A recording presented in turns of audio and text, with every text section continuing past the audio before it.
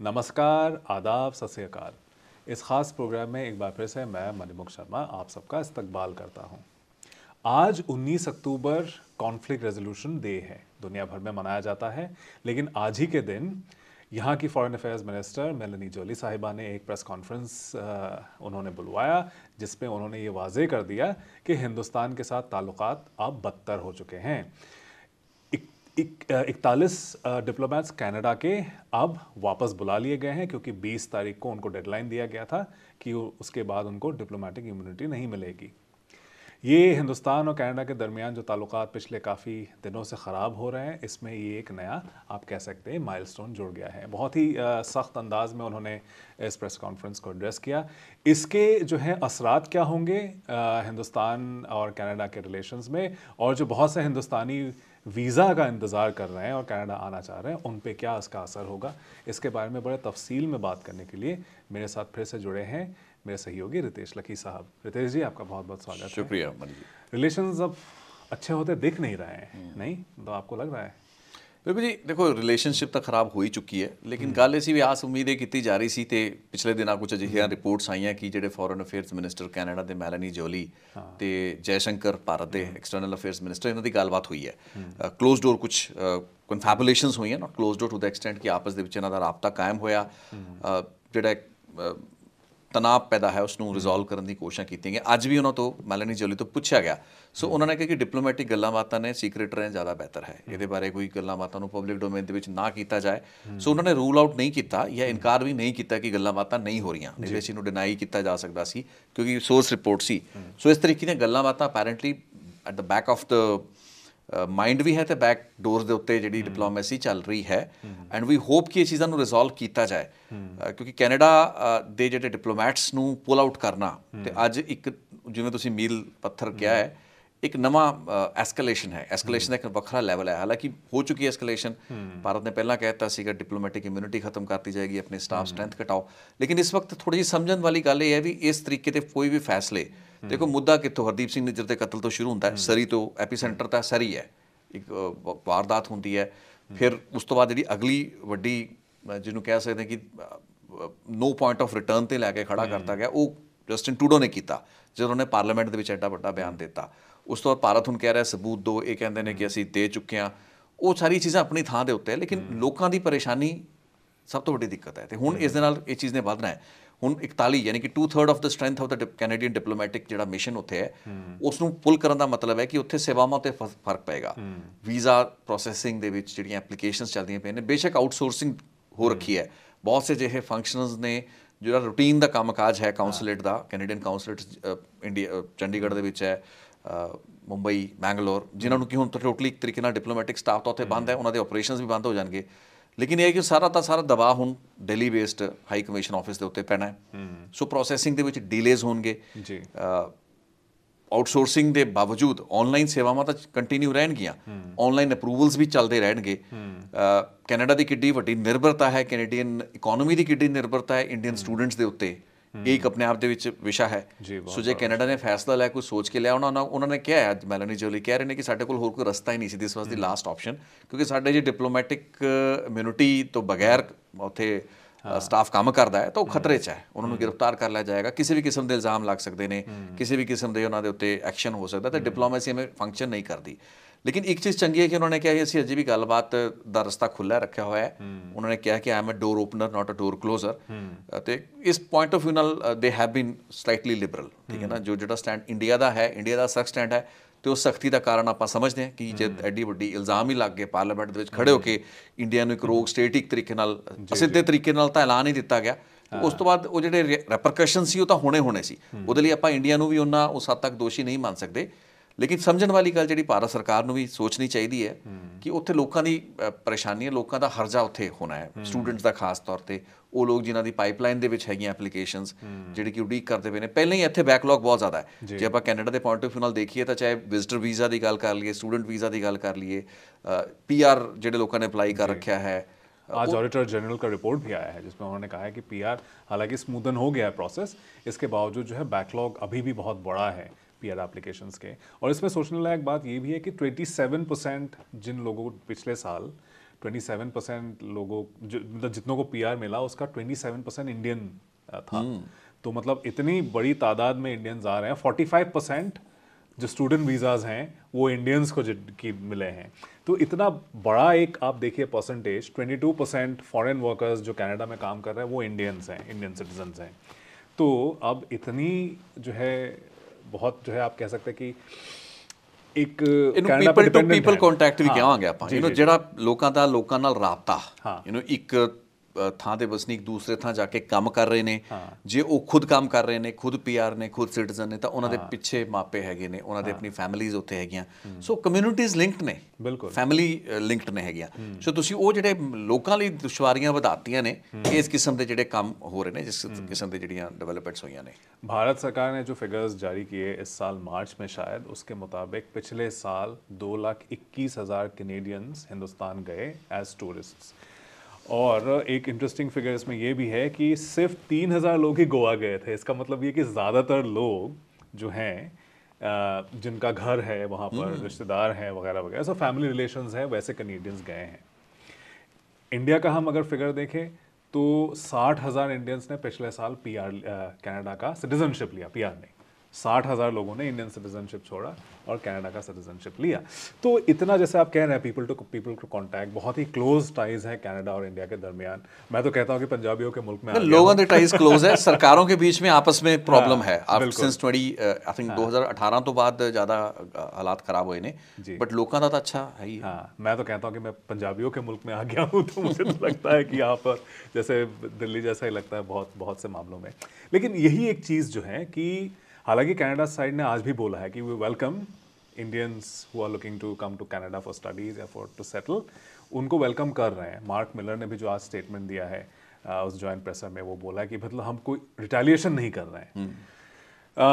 लेकिन डिले तो एक बहुत बड़ा फैक्टर हो जाता है, बिकॉज अभी आप देखिएगा कि फॉल का जो है एडमिशन खुल गया है कैनेडियन यूनिवर्सिटीज़ का, जिसका रिजल्ट आपको फरवरी मार्च में अगले साल दिखेगा कि इन ऑफर्स जाएंगे, ऑफर लेटर्स, बहुत से स्टूडेंट्स आएंगे, कुछ एडमिशन्स आपको जनवरी में भी वो अलाउ करेंगे। तो इतना ज़्यादा एक कनाडा पे डिपेंडेंस है इंडियन स्टूडेंट्स का, आप कह लीजिए, तो इस पे थोड़ा सा जो है स्ट्रेस नहीं आ रहा है कि अल्टीमेटली इंडियंस सफ़र करेंगे इस वजह से? जो इंडियन सफ़र करेंगे, पंजाबी सफ़र करेंगे, होर भी कम्यूनिटीज़ ਹੁਣ तक देखो गुजरात तो हरियाणा तो बहुत लोग आ चुके हैं या आ रहे ने, आंदे ਪਾਈਪਲਾਈਨ ਦੇ ਵਿੱਚ ਹੈਗੇ ਨੇ।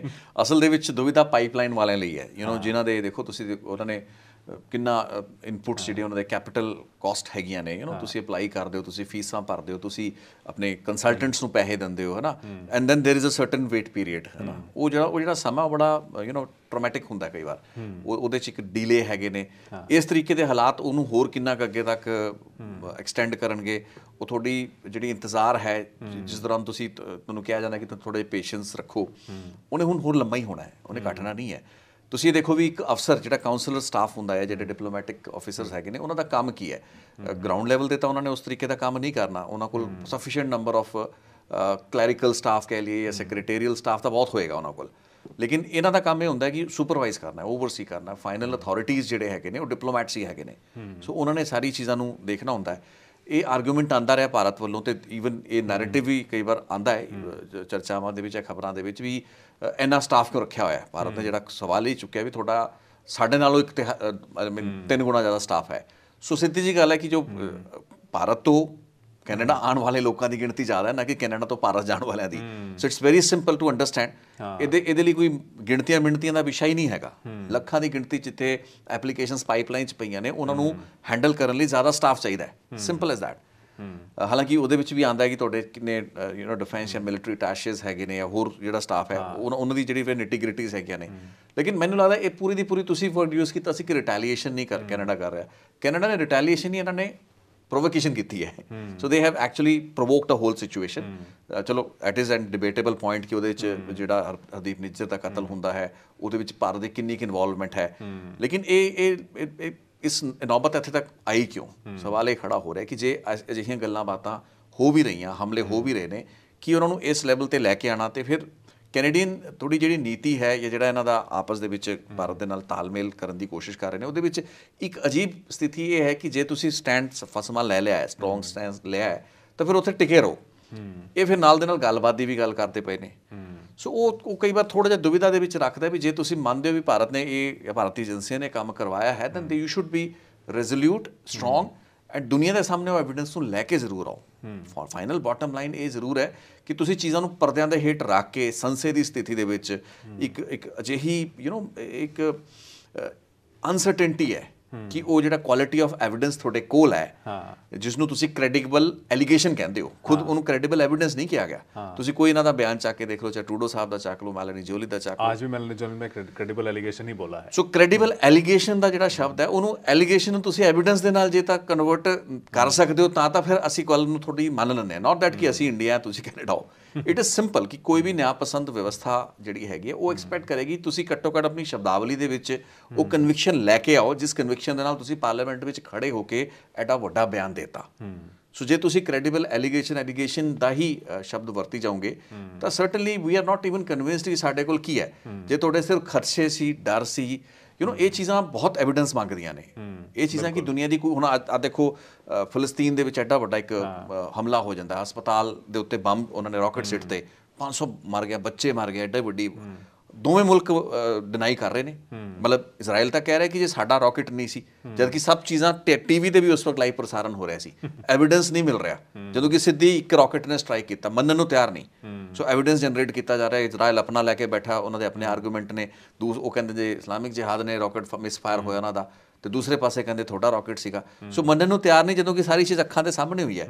ਇਹ ਚੀਜ਼ ਜਿਹੜੀ ਇੱਥੇ ਹੋਈ ਉਹ ਮਤਲਬ ਕਿ ਕੰਪੈਰੀਜ਼ਨ ਨਹੀਂ ਹੈ, ਲੇਕਿਨ ਜਦੋਂ ਇੰਟਰਨੈਸ਼ਨਲ ਲੈਵਲ ਤੇ ਤੁਸੀਂ ਗੱਲ ਕਰ ਰਹੇ ਹੋ ਕੋਈ ਵੀ ਚੀਜ਼ ਦੇ ਉੱਤੇ ਇਲਜ਼ਾਮ ਲਾਣੇ ਨੇ ਜਿਸ ਦੀਆਂ ਇਹ ਨਹੀਂ ਹੈ ਕਿ ਕੈਨੇਡਾ ਨੂੰ ਇਸ ਚੀਜ਼ ਦਾ ਪਤਾ ਨਹੀਂ ਸੀ ਕਿ ਇਹਦੇ ਸਿੱਟੇ ਕੀ ਹੋਣੇ ਨੇ, ਇਹਦੇ ਨਤੀਜੇ ਕੀ ਹੋਣੇ, ਇਹਦੀ ਇੰਪਲੀਕੇਸ਼ਨ ਕੀ ਹੈ। ਸੋ ਦੇ ਨਿਊ ਇਟ ਫੁਲੀ ਵੈਲ, ਲੇਕਿਨ ਉਸ ਦੇ ਬਾਵਜੂਦ ਪਾਰਲੀਮੈਂਟ ਦੇ ਵਿੱਚ ਖੜੇ ਹੋ ਕੇ ਪ੍ਰਾਈਮ ਮਿਨਿਸਟਰ ਨੇ ਐਲੀਗੇਸ਼ਨ ਲਾਇਆ। ਅੱਜ ਕਿੰਨੇ ਮਹੀਨੇ ਬੀਤ ਚੁੱਕੇ ਨੇ, ਹਜੇ ਤੱਕ ਤਾਂ ਕੋਈ ਚੀਜ਼ ਅਜਿਹੀ ਸਾਹਮਣੇ ਨਿਕਲ ਕੇ ਨਹੀਂ ਨਜ਼ਰ ਆ ਰਹੀ। ਜਿਹੜੇ ਐਵੀਡੈਂਸਿਸ ਭਾਰਤ ਦੇ ਨਾਲ ਸ਼ੇਅਰ ਕੀਤੇ ਗਏ ਨੇ ਉਹਨਾਂ ਦੀ ਕੁਆਲਿਟੀ ਕੀ ਹੈ, ਹੋਰ ਕਿਹੜੇ ਮੁਲਕਾਂ ਦੇ ਇੱਕ ਚੀਜ਼ ਬਾਰੇ ਵੱਡੇ ਖੁਲਾਸੇ ਕੀਤੇ ਨੇ। ਮੈਨੂੰ ਲੱਗਦਾ ਇਹ ਸਮਾਂ ਸੀ ਜਦੋਂ ਕਿ people we wanted to know ਕਿ ਕੀ ਰੋਲ ਹੈ ਭਾਰਤੀ ਏਜੰਸੀਆਂ ਦਾ, ਏਜੰਟਸ ਦਾ, ਜਿਹਦੇ ਬਾਰੇ ਐਡਾ ਵੱਡਾ ਇੱਕ ਡੈਫੀਨਿਟਿਵ ਜਿਹਾ ਸਟੇਟਮੈਂਟ ਦਿੱਤਾ ਤੇ ਇੰਡੀਆ ਨੂੰ ਇੱਕ ਰੋਕ ਸਟੇਟ ਐਲਾਨਤਾ ਗਿਆ ਪਾਰਲੀਮੈਂਟ ਦੇ ਵਿੱਚ ਖੜੇ ਹੋ ਕੇ। ਸੋ ਦੈਟ ਪ੍ਰੋਵੋਕੇਸ਼ਨ ਉਹ ਤੇ ਫਿਰ action and equal and opposite reaction तो फिर इट इज़ बट नेचुरल। हालांकि जो एनालिस्ट है वो कह रहे हैं कि मतलब ये इंडिया की तरफ से थोड़ा सा डिसप्रोपोर्शनेट हो गया कि इतना बड़ा एस्केलेशन, 41 डिप्लोमेट्स वापस भेजने की बात की। इंडिया ने हालांकि बोला कि भाई हम चाहते हैं कि पैरिटी हो दोनों मिशंस में, कि जितने कनाडा के 62 डिप्लोमेट्स थे अभी तक कि भाई हमारे भी उतने नहीं है कि हम दोनों साइड से बराबर। पर ਉਹਦੀ ਆਪਾਂ ਐਕਸਪਲੇਨੇਸ਼ਨ ਦਿੱਤੀ ਵੀ ਕਿਉਂ ਹੈ।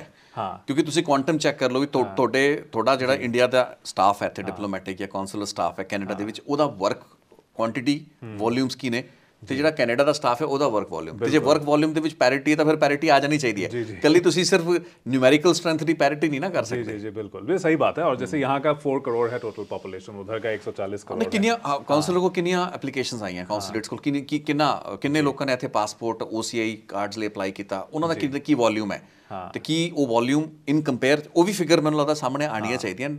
ਆਪਾਂ ਵੀ ਕਦੇ ਕੋਸ਼ਿਸ਼ ਕਰਾਂਗੇ ਉਸ ਚੀਜ਼ ਦੇ ਵਿੱਚ ਜਾਈਏ ਕਿ ਉਹ ਕੁਆਂਟਮ ਕੀ ਹੈ, what is the quantity of the work that you handle the Canadian diplomatic staff and their consulates handle in India and vice versa. हाँ, इसमें हालांकि एक इंटरेस्टिंग फिगर ये है कि जो कैनेडियन गवर्नमेंट का जो ऑटोमा में जो रजिस्ट्री है डिप्लोमेट्स का, उसमें इंडिया के दरअसल 60 रजिस्टर्ड डिप्लोमेट्स है कनाडा में। ये एक फिगर है जो CBC ने रिपोर्ट भी किया है 2 बार। तो एक जो इंडिया के तरफ से बोला गया, या फिर मतलब उनके जो ऑफिशियल तो नहीं बोला है, कि इनके जो इंडियन गवर्नमेंट के जो सपोर्टर्स है वो कहते हैं कि भाई ऑस्ट्रेलिया की तरफ देखिए, न्यूजीलैंड की तरफ देखिए, यूरोप तो है ही है इमिग्रेशन के लिए, स्टूडेंट्स के लिए। ये कहा जा रहा है ऑस्ट्रेलिया वैसे भी एक टॉप डेस्टिनेशन है। हमने शायद पहले भी इसका जिक्र किया है, आपने बताया था कि वो बड़ा ओपन है अपने PR प्रोसेस को लेकर के, वो चाहता है कि ये it's kind of a business for us, Australia बोलता है। लेकिन इंटरेस्टिंगली कल ऑस्ट्रेलियन इंटेलिजेंस के जो हेड है माइक बर्गेस, उन्होंने बोला कि I have no reason to doubt और dispute what the Canadian side has said about India। ये एक बड़ा ही इंटरेस्टिंग उन्होंने स्टेटमेंट दिया है। इसका क्या रिपरकशन होगा मुझे मालूम नहीं, लेकिन ये जो अल्टरनेटिव पाथवेज की बात हो रही है, चलिए कनाडा के साइड ने भी बोला है क्योंकि VFS ग्लोबल करता है। नहीं ਇੱਥੇ ਮਨੀ ਇੱਥੇ ਇੱਕ ਛੋਟਾ ਪੁਆਇੰਟ ਹੈ ਜਿਹੜਾ ਤੁਸੀਂ ਆਸਟ੍ਰੇਲੀਅਨ ਮਿਨਿਸਟਰ ਦੀ ਗੱਲ ਕੀਤੀ ਹੈ ਨਾ, ਇਹ ਇਨਿਊਐਂਡੋਸ 'ਚ ਗੱਲ ਨਾ ਹੋਵੇ। ਇੰਡੀਆ ਨੇ ਬਹੁਤ ਕਲੈਰਿਟੀ ਦੇ ਨਾਲ ਗੱਲ ਕੀਤੀ ਹੈ। ਇੰਡੀਆ ਦਾ ਮੈਂ ਕਹਿ ਰਿਹਾ ਵੀ ਜੀ ਇੰਡੀਆ ਦੇ ਏਜੰਟਸ ਇਨਵੋਲਵ ਨੇ, ਉਹਨਾਂ ਨੂੰ ਐਕਸਪੋਜ਼ ਕਰਨ ਦੀ ਲੋੜ ਹੈ। This is what should be done. ਹੁਣ ਜਿਹੜੀ ਤੁਸੀਂ ਗੱਲ ਕਰ ਰਹੇ ਇਨਿਊਐਂਡੋਜ਼ 'ਚ ਗੱਲ ਹੋ ਰਹੀ ਹੈ, ਇੰਡੀਆ ਨੇ ਕਿਹਾ ਕਿ Canada is safe haven for anti India activist, extremist, gangsters, organised crime कि अब आज कनाडा च बैठे हैं कि आप इस चीज़ तो इत्तेफाक नहीं रखते। I totally agree with what India is saying, Canada is actually safe haven. ਉਹਨੂੰ ਆਪਾਂ ਸਿਰਫ ਐਕਸਟ੍ਰੀਮਿਜ਼ਮ ਦੇ ਨਾਲ ਨਾ ਜੋੜ ਕੇ ਦੇਖੀਏ, ਲੇਕਿਨ ਮੈਨੀਟੋਬਾ ਦੇ ਵਿੱਚ ਇੱਕ ਗੈਂਗਸਟਰ ਮਾਰਿਆ ਜਾਂਦਾ ਹੈ, ਇੰਡੀਆ ਦੀ ਗੈਂਗ ਵਾਰ ਕੈਨੇਡਾ ਵਿੱਚ ਹੋ ਰਹੀ ਹੈ। ਹੋਰ ਇੰਨੀਆਂ ਘਟਨਾਵਾਂ, ਇੰਨੇ ਗੈਂਗਸਟਰ, ਇੰਨੇ ਕ੍ਰਿਮੀਨਲਸ ਨਾਰਥ ਅਮਰੀਕਾ ਦੇ ਵਿੱਚ ਪਨਾਹਾਂ ਲੈ ਚੁੱਕੇ ਨੇ। ਦੋਵੇਂ ਮੁਲਕ ਜ਼ਿੰਮੇਵਾਰ ਨੇ। ਭਾਰਤ ਤੋਂ ਫਰਜ਼ੀ ਪਛਾਣਾਂ ਦੇ ਉੱਤੇ ਪਾਸਪੋਰਟ ਬਣਾ ਕੇ ਕ੍ਰਿਮੀਨਲਸ ਮੈਕਸੀਕੋ ਦੇ ਜ਼ਰੀਏ ਨਾਰਥ ਅਮਰੀਕਾ ਐਂਟਰ ਕਰਦੇ ਨੇ, ਕੈਨੇਡਾ ਆ ਜਾਂਦੇ ਨੇ। ਇੱਥੋਂ ਦੀਆਂ ਸਰਕਾਰਾਂ ਬੋਦਰ ਹੀ ਨਹੀਂ ਕਰਦੀਆਂ। ਇੰਡੀਆ ਨੇ ਇੰਨੇ ਡੋਸੀਅਰਸ ਦਿੱਤੇ ਹੋਏ ਨੇ, they never bother to revert back. ਫਿਰ ਫਾਈਨਲੀ ਇੱਕ ਗੈਂਗਸਟਰ, ਇੱਕ ਕ੍ਰਿਮੀਨਲ ਜਿਹੜਾ ਕਿ ਤੁਹਾਡੀ ਲਿਸਟ ਦੇ ਵਿੱਚ ਹੈ, ਤੁਹਾਡੇ ਕੋਲ ਉਹਦਾ ਡੋਸੀਅਰ ਹੈ, ਉਹ ਵਿਨੀਪੈਗ ਦੇ ਵਿੱਚ ਮਾਰਿਆ ਜਾਂਦਾ ਹੈ। And that is just one example. So ਜੇ ਭਾਰਤ ਕੁਝ ਕਹਿ ਰਿਹਾ ਤਾਂ ਉਸ ਨੂੰ ਵੀ ਤੁਸੀਂ ਵਜਨ ਦਿਓ ਨਾ। ਤੁਸੀਂ ਇਹ ਤਾਂ ਨਹੀਂ ਕਹਿ ਸਕਦੇ ਵੀ ਅਸੀਂ ਤੁਹਾਡੀ ਗੱਲ ਹੀ ਨਹੀਂ ਸੁਣਾਂਗੇ। ਤੇ ਜੇ ਤੁਸੀਂ ਭਾਰਤ ਦੇ ਖਿਲਾਫ ਕੁਝ ਕਰਨਾ ਤਾਂ ਉਹਦੇ ਖਿਲਾਫ ਤੁਹਾਨੂੰ ਐਵੀਡੈਂਸਿਸ ਦੇਣੇ ਪੈਣਗੇ। ਇਹ ਇਨਵੈਂਡੋਜ਼ ਦੇ ਵਿੱਚ, ਇਲੂਜ਼ਨਸ ਦੇ ਵਿੱਚ ਗੱਲ ਨਹੀਂ ਹੋ ਸਕਦੀ ਕਿ ਲਾਈਕ ਯੂ ਸੈਡ ਕਿ there is no reason to believe. If there is reason to believe, there has to be evidence to believe. ਅੱਜ ਦੁਨੀਆ ਦੇ ਵਿੱਚ ਜੇ ਇੱਕ ਬੰਬ ਧਮਾਕਾ ਹੋਇਆ ਹੈ ਕਿਸੇ ਹਸਪਤਾਲ ਦੇ ਵਿੱਚ, ਉਹਦਾ ਵੀ ਐਵੀਡੈਂਸ ਮੰਨਿਆ ਜਾਂਦਾ ਵੀ ਇਹ ਰੌਕਟ ਕਿੱਥੋਂ ਫਾਇਰ ਹੋਇਆ। So it is not something that shouldn't be there. ਉਹੀ ਹੈ ਵੀ ਤੁਸੀਂ ਐਸਕੇਲੇਸ਼ਨ ਨੂੰ ਕਿਸ ਲੈਵਲ ਤੇ ਲੈ ਜਾਂਦੇ ਹੋ, not to side any country। ਇਹਦੇ ਵਿੱਚ ਭਾਰਤ ਦਾ ਵੀ ਜਿਹੜਾ ਤੁਸੀਂ ਗੱਲ ਠੀਕ ਕੀਤੀ ਕਿ ਜਿਹੜਾ ਰਿਸਪੌਂਸ ਹੈ ਉਹਨਾਂ ਨੇ ਅਲਟੀਮੇਟਲੀ ਇਹ ਵੀ ਦੇਖਣਾ ਕਿ ਸਾਡੇ ਜਿਹੜੇ ਬਸ਼ਿੰਦੇ ਨੇ, ਸਾਡੇ ਸਟੂਡੈਂਟਸ ਨੇ, ਸਾਡੇ ਲੋਕ ਨੇ, ਉਹ ਜ਼ਿਆਦਾ ਪ੍ਰਭਾਵਿਤ ਹੋਣਾ। ਇਹ ਦੁਨੀਆ ਨੂੰ ਦਿਖਾਉਣ ਲਈ ਜਾਂ ਉੱਥੇ ਦਾ ਜਿਹੜਾ ਲੋਕਲ ਇੰਡੀਅਨ ਨੈਸ਼ਨਲ ਨੈਰੇਟਿਵ ਹੋਏਗਾ, ਉਸ ਦੇ ਵਿੱਚ ਤਾਂ ਇਹਨੂੰ ਬੜੇ ਡਿਫਰੈਂਟ ਤਰੀਕੇ ਦੇ ਨਾਲ ਸੈਲੀਬ੍ਰੇਟ ਕੀਤਾ ਜਾਏਗਾ। ਦੇਖੋ ਜੀ ਕੈਨੇਡਾ ਦੇ ਡਿਪਲੋਮੈਟ ਕੱਢ ਤੇ, ਭਾਰਤ ਦਾ ਸਖਤ ਕਦਮ, ਸਟਰੋਂਗ ਇੰਡੀਆ, ਰੈਜ਼ੋਲਿਊਟ ਇੰਡੀਆ। ਹੁਣ ਇੰਡੀਆ ਵਾਲਾ ਇੰਡੀਆ ਨਹੀਂ ਰਿਹਾ। That is the way they pitch themselves. But at the end of the day ਲੋਕ ਤਾਂ ਸਫਰ ਕਰਨਗੇ ਨਾ। ਤੁਹਾਡੀ ਇਹ ਜਿਹੜੀ ਪੋਲੀਟੀਕਲ ਪੋਸਚਰਿੰਗ ਦੇ ਨਾਲ ਲੋਕਾਂ ਦਾ ਨੁਕਸਾਨ ਹੋ ਰਿਹਾ ਥੱਲੇ ਗਰਾਊਂਡ ਲੈਵਲ ਦੇ ਉੱਤੇ। ਸੋ ਉਹ ਚੀਜ਼ਾਂ ਜਿਹੜੀ ਪੀਪਲਸ ਪੋਲੀਟਿਕਸ ਹੈ ਨਾ, ਅਨਫੋਰਚੂਨੇਟਲੀ ਨਹੀਂ ਹੁੰਦੀ ਹੈ। ਉਹ ਇਵਨ ਇੱਥੇ ਵੀ ਨਹੀਂ ਹੁੰਦੀ ਹੈ, ਉੱਥੇ ਵੀ ਨਹੀਂ ਹੁੰਦੀ ਹੈ। But in here I find India to be slightly unreasonable. ਤੁਸੀਂ ਜਦੋਂ ਸਿਰਫ ਕੁਆਂਟੀਟੀਵ ਮੈਟਰ ਉਹ ਕਰਦੇ ਹੋ। ਲੇਕਿਨ ਉਹੀ ਹੈ ਗੱਲ ਵੀ ਜੇ ਅਜਿਹੇ ਐਲੀਗੇਸ਼ਨਸ ਸੀ ਜਾਂ ਹੈਗੇ ਨੇ ਤਾਂ ਉਹਨਾਂ ਨੂੰ ਹੋਰ ਪ੍ਰਮੁੱਖਤਾ ਦੇ ਨਾਲ, ਹੋਰ ਐਵੀਡੈਂਸਿਸ ਦੇ ਨਾਲ, ਹੋਰ ਸਫਾਈ ਦੇ ਨਾਲ ਦੁਨੀਆ ਦੇ ਸਾਹਮਣੇ ਲੈ ਕੇ ਆਉਣਾ ਚਾਹੀਦਾ ਹੈ। ਜੇ ਕੈਨੇਡਾ ਇਸ ਚੀਜ਼ ਦੀ ਅਜੇ ਵੀ ਲਿਹਾਜ਼ ਕਰਦਾ ਪਿਆ ਇੰਡੀਆ ਦੀ, they don't want to embarrass India on a global front. Already ਬਹੁਤ ਐਮਬੈਰਸ ਕਰਤਾ ਇੰਡੀਆ ਨੂੰ। So India stands embarrassed with these kind of allegations. So now it is the time then you should actually bring out what you have. अब जैसे मैं बात कर रहा था कि ऑस्ट्रेलिया में इमिग्रेशन, वहाँ पे भी लोग जाते हैं, स्टूडेंट्स भी जाते हैं, लेकिन कनाडा सबसे बड़ा इंडियन स्टूडेंट्स के लिए सबसे बड़ा डेस्टिनेशन है। जैसे पहले भी हमने एक एपिसोड में इसके बारे में बात की थी। कनाडा नंबर 1 है, उसके बाद सरप्राइजिंगली यूनाइटेड अरब एमिरेट्स है और नंबर 3 पे यूनाइटेड स्टेट्स है। तो नॉर्थ अमेरिका में दोनों कंट्रीज़ सबसे ज़्यादा इंडियन स्टूडेंट्स ले रहे हैं। पंजाब में आप चले जाइए, पंजाब में आई एम श्योर आप तो ज़्यादा वाकिफ़ होंगे ज़मीनी हकीकत से कि कनाडा एक जो है एक पॉपुलर एक टर्म है कि भाई कहाँ जाएंगे, कनाडा सेटल हो जाएंगे, शादी के बाद जो है चले जाएंगे उधर। उस पर फिल्म्स भी बने हैं, मूवीज़ भी, सीरियल्स भी हैं। तो एक जो जहन में कनाडा बसा हुआ है लोगों के, पंजाब में ख़ास करके, उसको क्या किसी और कंट्री के साथ रिप्लेस करना इतना आसान होगा? अगर आप देखिए कि वीज़ाज बंद हो गए हैं, स्टडी परमिट्स नहीं मिल रहे हैं, तो स्टूडेंट्स कहाँ जाएंगे? ऑल्टरनेटिव पाथवेज क्या हैं? देखो ਕੈਨੇਡਾ ਤਾਂ ਲਾਰਜੈਸਟ ਇਨਟੇਕ ਤਾਂ ਕੈਨੇਡਾ 'ਚ ਹੀ ਹੈ ਨਾ। ਹਾਲਾਂਕਿ ਹੁਣ ਆਸਟ੍ਰੇਲੀਆ ਵਰਗੇ ਆਪਸ਼ਨਸ ਖੁੱਲ੍ਹ ਰਹੇ ਨੇ, ਲੇਕਿਨ ਆਸਟ੍ਰੇਲੀਆ ਵੀ ਹੁਣ ਆਪਣੀਆਂ ਨੀਤੀਆਂ ਨੂੰ ਸਖਤ ਕਰ ਰਿਹਾ ਹੈ। ਉੱਥੇ ਵੀ ਜਿਹੜੀ ਟਰੈਵਲ ਸ਼ੁਰੂ ਹੋਈਆਂ ਨੇ, ਬਿਕੋਜ਼ ਨੋ ਕੰਟਰੀ ਵਾਂਟਸ ਕਿ ਵੀ ਤੁਸੀਂ ਆਪਣਾ ਬੈਗ ਐਂਡ ਬੈਗੇਜ, ਉਹ ਜਿਹੜੇ ਪੁਰਾਣੇ ਤੁਹਾਡੇ ਤੁਸੀਂ ਆਪਣਾ ਬੈਗੇਜ ਚੁੱਕ ਕੇ ਘੁੰਮ ਰਹੇ ਹੋ, ਚਾਹੇ ਉਹ ਪੰਜਾਬ ਦੇ ਐਕਸਟ੍ਰੀਮਿਜ਼ਮ ਦਾ ਬੈਗੇਜ ਲੈ ਕੇ ਤੁਸੀਂ ਜੇ ਕੈਨੇਡਾ 'ਚ ਆ ਜਾਂਦੇ ਹੋ, ਇੱਥੋਂ ਵੀ ਲੋਕ people want to move on. Finally ਜਦੋਂ ਤੁਸੀਂ ਭਾਰਤ ਛੱਡਦੇ ਹੋ, ਪੰਜਾਬ ਛੱਡਦੇ ਹੋ, ਕੋਈ ਵੀ ਮੁਲਕ ਛੱਡ ਕੇ ਦੂਸਰੇ ਮੁਲਕ ਜਾਂਦੇ ਹੋ, you want to move on.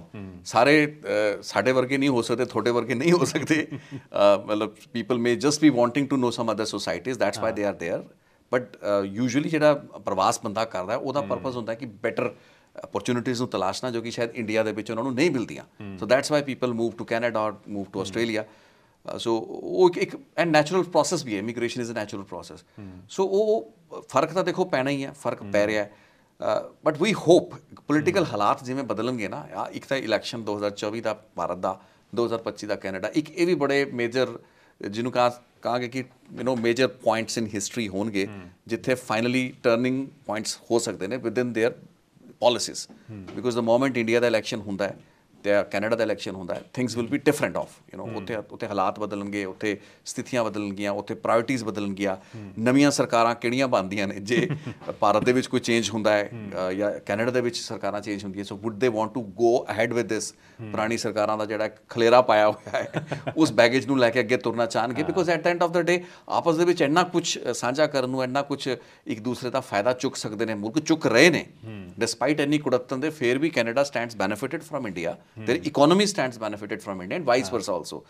Canada ਦੇ green pastures are good for India, ਜਿੱਥੇ ਲੋਕਾਂ ਕੋਲ ਬੱਚਿਆਂ ਕੋਲ ਓਪਰਚੁਨਿਟੀਜ਼ ਨਹੀਂ ਹੈਗੀਆਂ, ਠੀਕ ਹੈ ਨਾ, ਆਪਾਂ ਉਹ ਵੀ ਚੀਜ਼ਾਂ ਤੁਸੀਂ ਇੱਕ ਦੂਸਰੇ ਦਾ ਫਾਇਦਾ ਚੁੱਕ ਰਹੇ ਹੋ, you should carry on with some good cordial relations. So ਮੈਨੂੰ ਲੱਗਦਾ ਪੋਲੀਟੀਕਲੀ ਹੁਣ ਸਰਕਾਰਾਂ ਵੀ ਫਰਕ ਪਾਉਣਗੀਆਂ, ਤੇ ਜੇ ਇਹੀ ਸਰਕਾਰ ਐਡੀ ਕੁ ਸਮਰੱਥ ਜਾਂ ਕੈਪੇਬਲ ਹੈ ਕੈਨੇਡਾ ਦੀ ਜਾਂ ਭਾਰਤ ਦੀ, ਕਿਉਂਕਿ ਇੰਡੀਆ ਦਾ ਮੈਨੂੰ ਸਟੈਂਡ ਇੱਥੇ ਥੋੜ੍ਹਾ ਜਿਹਾ ਜ਼ਿਆਦਾ ਸਟਿਫ ਲੱਗ ਰਿਹਾ, ਦੇ ਆਰ ਸਲਾਈਟਲੀ ਮੋਰ ਰੈਜ਼ੋਲੂਟ, ਕਿਉਂਕਿ ਉਹਨਾਂ ਕੋਲ ਰੀਜ਼ਨਸ ਹੈਗੇ ਨੇ, ਪਲੱਸ ਉਹਨਾਂ ਕੋਲ ਪੋਲੀਟੀਕਲ ਰੀਜ਼ਨਸ ਵੀ ਹੈਗੇ ਨੇ, ਤਾਂ ਕਿ ਉਹ ਆਪਣੀ ਪੋਜੀਸ਼ਨ ਨੂੰ ਕਿਤੇ ਵੀ ਡਾਇਲੂਟ ਨਾ ਕਰਨ ਦੁਨੀਆ ਦੀ, ਕਿਉਂ ਜਿਸ ਤਰੀਕੇ ਜਿਸ ਪਿਚ ਦੇ ਉੱਤੇ ਉਹਨਾਂ ਨੇ ਆਪਣੇ ਆਪ ਨੂੰ ਨੈਸ਼ਨਲੀ ਕੀਤਾ ਹੈ, ਐਸਟੈਬਲਿਸ਼ ਕੀਤਾ ਹੈ, ਉਸ ਤੋਂ ਥੱਲੇ ਨਹੀਂ ਆਉਣਾ ਚਾਹਣਗੇ, and they have clear political tone which is set. So ਹੁਣ ਦੇਖਣਾ ਹੋਏਗਾ ਕਿ ਕੈਨੇਡਾ ਇਸ ਪੂਰੀ ਦੀ ਪੂਰੀ ਸਥਿਤੀ ਨੂੰ ਕਿਵੇਂ ਰਿਜ਼ੋਲਵ ਕਰਦਾ ਹੈ। ਇਕੱਲਾ ਤਾਂ ਖੈਰ ਨਹੀਂ ਕਰ ਸਕਦਾ, ਬਟ ਬੈਕਡੋਰ ਜਿਹੜੇ ਚੈਨल्स ਕੰਮ कर रहे हैं, hopefully they bring some positive results. जैसे इंडियन गवर्नमेंट के लिए, खास करके भारतीय जनता पार्टी या नरेंद्र मोदी साहब के लिए 2019 में बहुत बड़ा इलेक्शन मुद्दे आप कह सकते हैं, बहुत लोग मानते हैं कि शायद टर्निंग पॉइंट भी था, वो था पुलवामा जो दहशतगर्दी जो हमला हुआ। क्या 2024 में ਕੈਨੇਡਾ ਹੋ ਸਕਦਾ ਹੈ? ਹੋਰ ਬਹੁਤ ਮੁੱਦੇ ਨੇ ਇੰਡੀਆ ਦੇ ਵਿੱਚ, ਮੁੱਦਿਆਂ ਦੀ ਕਮੀ ਨਹੀਂ, ਰਾਮ ਮੰਦਿਰ ਵੀ ਮੁੱਦਾ ਹੀ ਹੈ, ਠੀਕ ਹੈ ਨਾ, ਕੈਨੇਡਾ ਬਣ ਜਾਏਗਾ, ਕੈਨੇਡਾ ਤੋਂ ਇਲਾਵਾ ਬਹੁਤ ਹੋਰ ਐਸੇ ਇਸ਼ੂਜ਼ ਨੇ। ਬੇਸਿਕਲੀ ਤਾਂ ਗੱਲ ਹੈ ਕਿ ਜੇ ਆਪਾਂ ਮੇਨ ਇਸ ਵਕਤ ਭਾਰਤ ਦੀ ਕਾਬਜ਼ ਪਾਰਟੀ ਬੀਜੇਪੀ ਦੀ ਗੱਲ ਕਰੀਏ, ਉਹਨਾਂ ਨੇ ਇੱਕ ਸਰਟਨ ਨੈਸ਼ਨਲਿਸਟਿਕ ਰੈਫਰੈਂਸ ਦੇ ਆਲੇ ਦੁਆਲੇ ਇਸ ਨੈਰੇਟਿਵ ਨੂੰ ਰੱਖਣਾ ਹੈ, predominantly Hindu and nationalist। ਸੋ ਉਹਨਾਂ ਕੋਲ ਦੋਵੇਂ ਇਸ਼ੂਜ਼ ਹੈਗੇ ਨੇ। ਸੋ ਨੈਸ਼ਨਲਿਸਟ ਇਸ਼ੂਜ਼ ਹੋਰ ਵੀ ਬਹੁਤ ਹੈਗੇ ਨੇ, ਕੈਨੇਡਾ ਦਾ ਤਾਂ ਇੱਕ ਇਸ਼ੂ ਹੈ, ਲੇਕਿਨ ਇਹ ਸ਼ੁਰੂਆਤ ਭਾਰਤ ਨੇ ਨਹੀਂ ਕੀਤੀ ਨਾ, ਤੁਸੀਂ ਗੱਲ ਸਮਝੋ ਵੀ ਇਹ ਸ਼ੁਰੂਆਤ ਕਿੱਥੋਂ ਹੋਈ ਹੈ, ਮਤਲਬ ਕਿ ਇਹਦਾ ਜਿਹੜਾ ਜਿਸ ਲੈਵਲ ਦੇ ਉੱਤੇ ਜੇ ਇੰਡੀਆ ਨੇ ਸ਼ੁਰੂਆਤ, ਗੱਲ ਹੁੰਦੀ ਹੈ ਵੀ ਤੁਸੀਂ ਕੁਝ ਮੈਨੂੰ ਕਹਿ ਵੀ ਦਿੱਤਾ ਤੇ ਮੈਂ ਵਾਪਸ ਕੀ ਤੁਹਾਨੂੰ ਜਵਾਬ ਦੇਣਾ ਹੈ, ਅਲਟੀਮੇਟਲੀ ਉਸ ਚੀਜ਼ ਨੇ ਵੀ ਕਾਫੀ ਹੱਦ ਤੱਕ ਐਸਕੇਲੇਸ਼ਨ ਦੇ ਲੈਵਲ ਨੂੰ ਤੈਅ ਕਰਨਾ ਹੁੰਦਾ ਹੈ। ਤੁਸੀਂ ਮੈਨੂੰ ਕਹਿਤਾ ਜੇ ਮੈਂ ਚੁੱਪ ਕਰ ਜਾ, ਮਸਲਾ ਹੱਲ ਹੋ ਜਾਂਦਾ ਹੈ, ਤੁਸੀਂ ਮੈਨੂੰ ਕਿਹਾ ਮੈਂ ਤੁਹਾਡੇ ਤੇ ਉੱਠਤਾ, ਉਸ ਤੋਂ ਵੱਡਾ ਇਲਜ਼ਾਮ ਲਾਦਾ, ਫਿਰ ਗੱਲ ਵੱਧ ਜਾਂਦੀ ਹੈ, ਤੇ ਇਹੀ ਹੋਇਆ ਹੈ। ਸੋ ਇਸ ਲਈ ਮਤਲਬ ਆਪਾਂ ਇਹ ਇੰਡੀਆ ਦੇ ਵਿੱਚ ਤਾਂ ਖੈਰ ਪੋਲੀਟੀਕਲੀ ਤਾਂ ਖੈਰ ਬੜੀ ਵੱਡੀ ਬਹਿਸ ਹੈ, ਇਕੱਲਾ ਕੈਨੇਡਾ ਦਾ ਇਸ਼ੂ ਹੀ ਨਹੀਂ ਹੈ, ਉੱਥੇ ਦੇਰ ਆਰ ਸੋ ਮੈਨੀ ਅਦਰ ਇਸ਼ੂਜ਼, ਹੋਰ ਬਹੁਤ ਸੇ ਫਰੰਟ ਉੱਥੇ ਖੁੱਲੇ ਹੋਏ ਨੇ, ਬਹੁਤ ਅਜਿਹੇ ਇਸ਼ੂਜ਼ ਨੇ ਜਿਨ੍ਹਾਂ ਦੇ ਆਸ-ਪਾਸ ਪੋਲੀਟੀਕਲ ਸਪੋਰਟ ਨੂੰ ਰੈਲੀ ਕਰ ਸਕਦੀਆਂ ਨੇ ਅਲੱਗ-ਅਲੱਗ ਪਾਰਟੀਆਂ।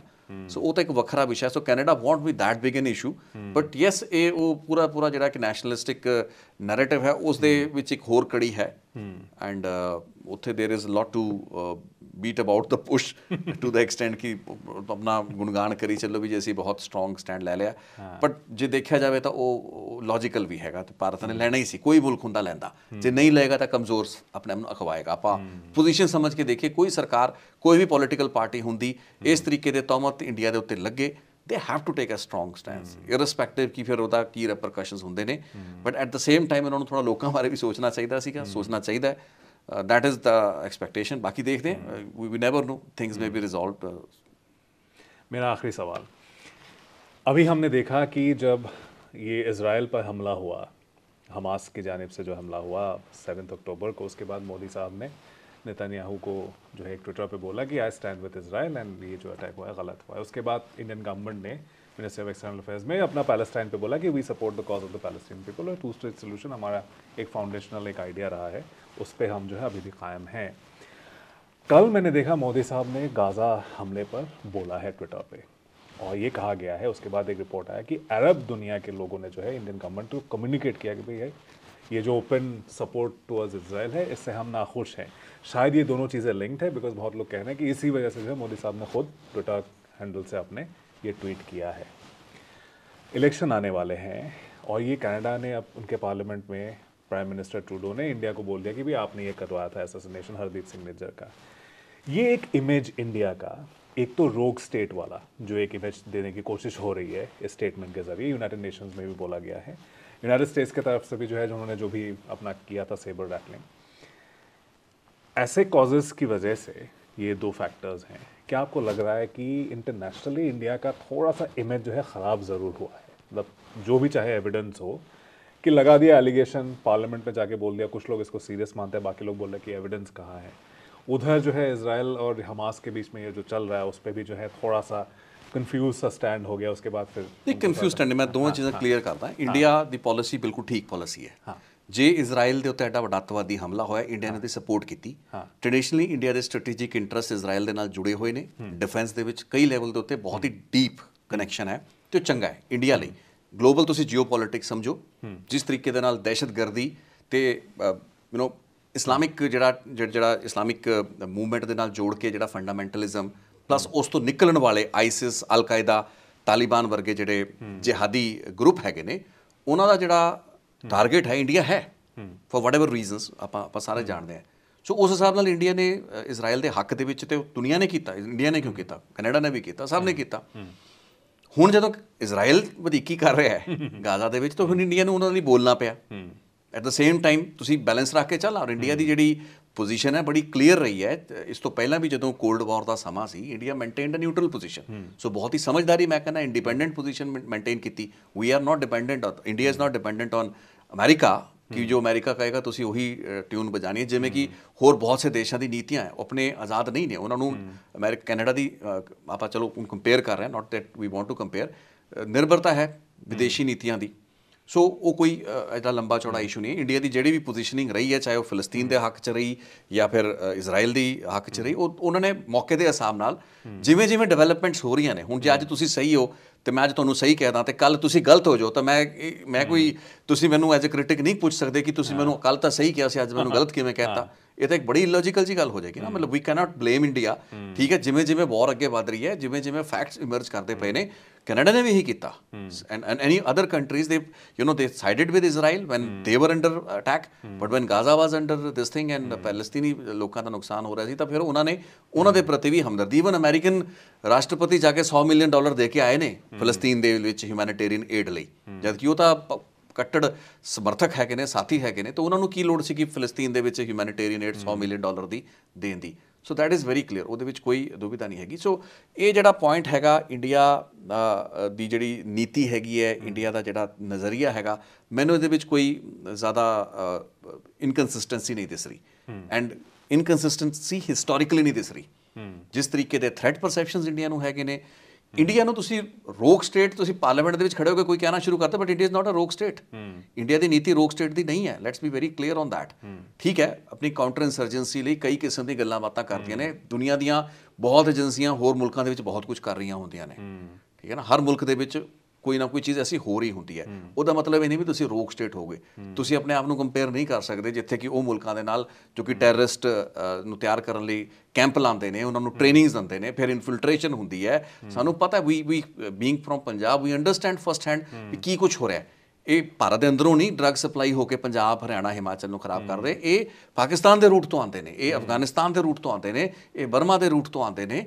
ਸੋ ਨਾਰਕੋ ਟੈਰਰਿਜ਼ਮ ਦਾ ਜਿਹੜਾ ਟਾਰਗੇਟ ਦੇ ਉੱਤੇ ਇੰਡੀਆ ਤੇ ਨਾਰਥ ਇੰਡੀਅਨ ਸਟੇਟਸ ਨੇ, ਉਹਨਾਂ ਦਾ ਸੰਤਾਪ ਇੰਡੀਆ ਭੋਗਦਾ ਪਿਆ। ਸੋ ਇੰਡੀਆ ਨੂੰ ਕੈਨੇਡੀਅਨ ਪਾਰਲੀਮੈਂਟ 'ਚ ਖੜੇ ਹੋ ਕੇ ਆ ਕੈਨੇਡੀਅਨ ਕੰਟੈਕਸਟ ਵਿੱਚ ਕਹਿ ਦੇਣਾ ਕਿ ਇਟਸ ਅ ਰੋਕ ਸਟੇਟ ਜਾਂ ਉਸ ਤਰੀਕੇ ਦੀ ਗੱਲ ਕਰਨਾ, ਉਹ ਮੈਨੂੰ ਲੱਗਦਾ ਕਿ ਠੀਕ ਹੈ। ਉਹ ਕੈਨੇਡਾ ਨੇ ਜੇ ਗੱਲ ਕੀਤੀ, ਉਹਨਾਂ ਦੇ ਕਿਸੇ ਸ਼ਹਿਰ ਦੇ ਵਿੱਚ ਕੋਈ ਵਧੀਕੀ ਹੋਈ, ਇੰਡੀਆ ਨੇ ਜਾਂ ਇੰਡੀਅਨ ਏਜੰਟਸ ਨੇ ਕਥਿਤ ਤੌਰ ਤੇ ਕੀਤੀ, then they have a right to say this.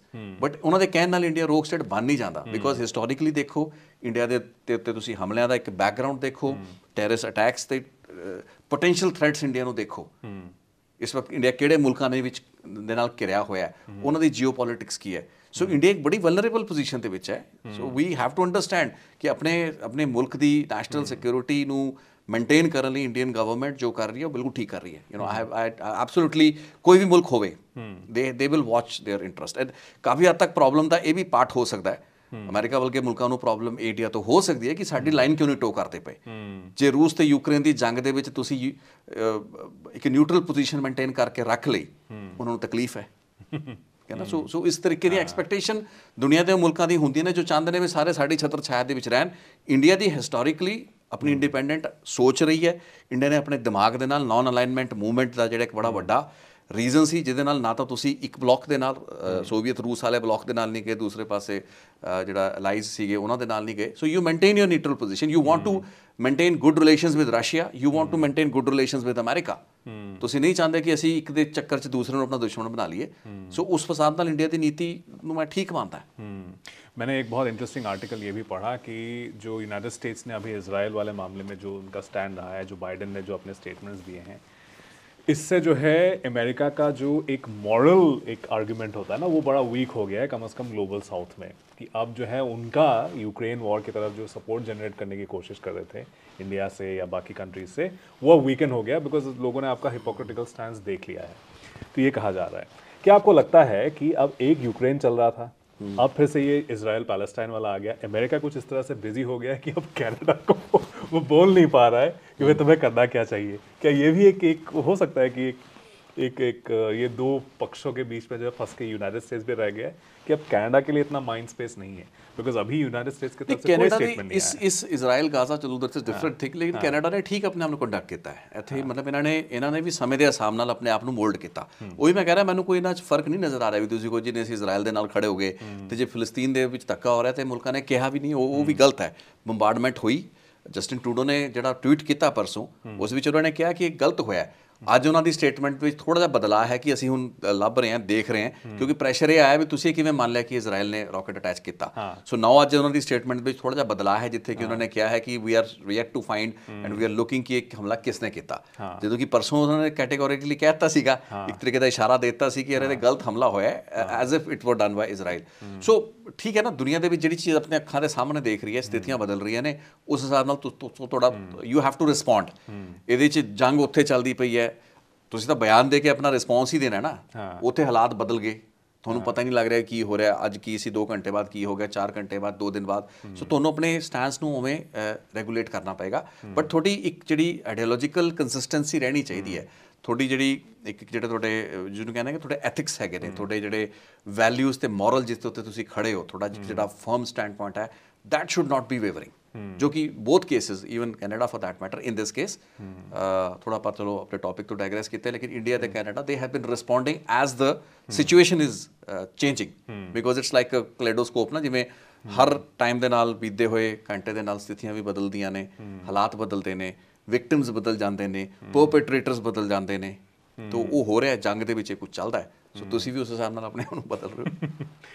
41 diplomats और उनके फैमिली मेंबर्स 42, तो टोटल 83 लोग इंडिया से फिलहाल वापस आ गए हैं, ये मेलानी जॉली ने कहा है। और उन्होंने ये भी कहा है कि ये बहुत ही ख़तरनाक एक प्रेसिडेंट सेट हो गया है, क्योंकि सडनली इतने बड़े पैमाने पर इतने डिप्लोमेट्स को आप उनका इम्यूनिटी आप खारिज नहीं करते। ये अपेरेंटली कोल्ड वॉर के टाइम पर बहुत ख़राब हालात में भी यूएसएसआर और यूनाइटेड स्टेट्स या कनाडा यूएसएसआर के दरमियान भी कभी हुआ नहीं था, ऐसा analyst. I think this was not required. ਆਪਾਂ ਇਹ ਚੀਜ਼ ਨੂੰ ਮੰਨਦੇ ਹਾਂ ਵੀ ਇਹ ਚੀਜ਼ ਲੋੜੀਂਦੀ ਨਹੀਂ ਸੀ। ਠੀਕ ਹੈ, ਤੁਸੀਂ ਰਿਐਕਸ਼ਨ ਕਰਨਾ ਹੋਰ ਤਰੀਕੇ ਹੋ ਸਕਦੇ ਨੇ, but look at what your people are suffering, so this was something that could be avoided. जी, आज की चर्चा में जुड़ने के लिए आपका बहुत शुक्रिया रितेश जी।